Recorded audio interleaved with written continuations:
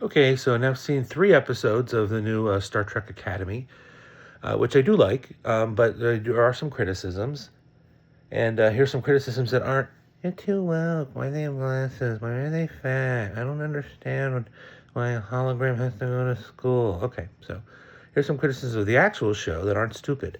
So the tone is uneven. The very first episode starts with an extremely, violent and dark scene with Caleb and his mother.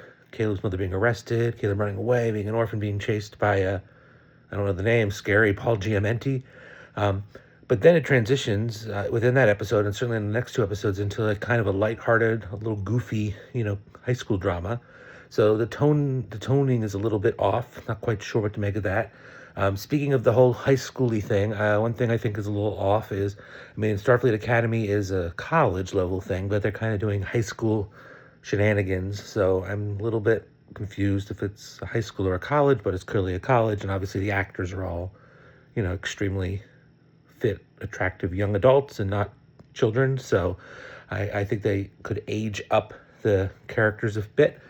Um, there's also pacing issue, which seems to be prevalent in all of modern Star Trek, where they seem to desperately want to have an hour-long show, but sometimes only have 45 minutes of material. So there's some times when they're just doing nothing. I think this is especially prevalent in the episode. I believe it's the second one, where Caleb and the daughter of um, Beta Z and president are kind of just talking and moving around and doing the same thing over and over.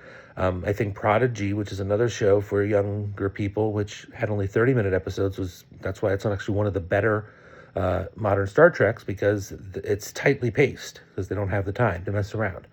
I think other than that, those are my 3 main criticisms that are not, woke based, or my precious canon doesn't make sense because why don't they use retinol 7 or whatever the eye medicine is? Um, that's that. So you can criticize the show and not like aspects of it while not making stupid comments about Star Trek being woke, and that's never happened before. So of course it has. So I say keep watching the show.